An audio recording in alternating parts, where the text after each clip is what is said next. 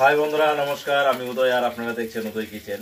তো আজকে আমি রান্না করতে চলেছি। আপনারা দেখতেই পাচ্ছেন যে আমি ডিম ভেজে নিচ্ছি। এগুলো সিদ্ধ করা ডিম, দেশি মুরগির ডিম। তো এই দেশি মুরগির ডিম শুধু মশলা দিয়ে, মশলা কষিয়ে নিয়ে গা মাখা একটা তরকারি রান্না করব। এই দেশি মুরগির ডিম এইভাবে রান্না করে নিলে কিন্তু খুব ভালো লাগে খেতে। তো বন্ধুরা, রান্নাটা শুরু থেকে শেষ অবধি দেখুন, আশা করি ভালো লাগবে। ডিমগুলো উঠিয়ে নেব।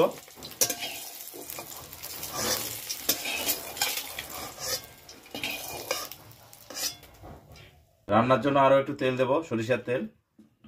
ফোড়ন দিয়ে দেব। বাটা মশলাগুলো দিয়ে দেব। আদা, জিরা, লঙ্কা পেস্ট, পেঁয়াজ পেস্ট এবং রসুন পেস্ট একসঙ্গে দিয়ে দেব।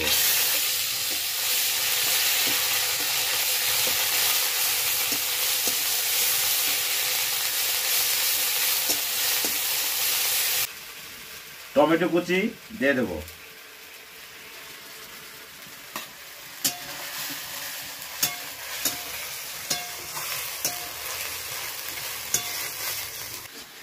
বাটা মশলাগুলো খুব ভালোভাবে কষিয়ে নিয়েছি। এখন আমি গুঁড়ো মশলা দেব। তো দেখুন, এখানে পরিমাণ মতো হলুদ, লঙ্কার গুঁড়ো, ধনিয়া পাউডার এবং লবণ দিয়ে দেব।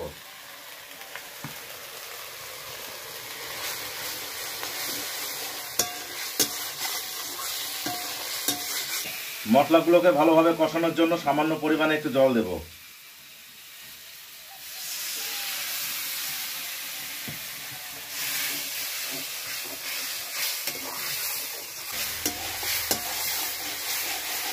তো বন্ধুরা দেখুন, মশলা কিন্তু আমার খুব সুন্দর কষানো হয়ে গেছে। এখানে আমি 2 চামচের মতো টমেটো সস নিয়েছি, দিয়ে দেব।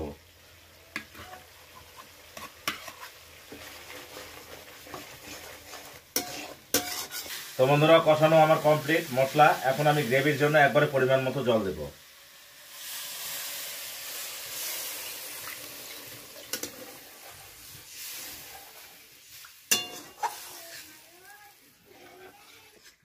তো বন্ধুরা, গ্রেভি ফুটতে শুরু করেছে। এখন আমি ডিমগুলো ছেড়ে দেব। তো 4টে ডিম ছিল, আমি 4টে ডিমকে ভাগ করে নিয়েছি। এখানে 8টা করে নিয়েছি, এখন দিয়ে দেব। এই ডিমগুলো দেওয়ার পর এখন বেশি নাড়াচাড়া করব না, তাহলে ডিম থেকে কুসুমগুলো খুলে যেতে পারে। তো বন্ধুরা, দেশি মুরগির মশলা কষানো যে রেসিপিটা, সেটা কিন্তু কমপ্লিট হয়ে গেছে। এখন আমি নামিয়ে নেব।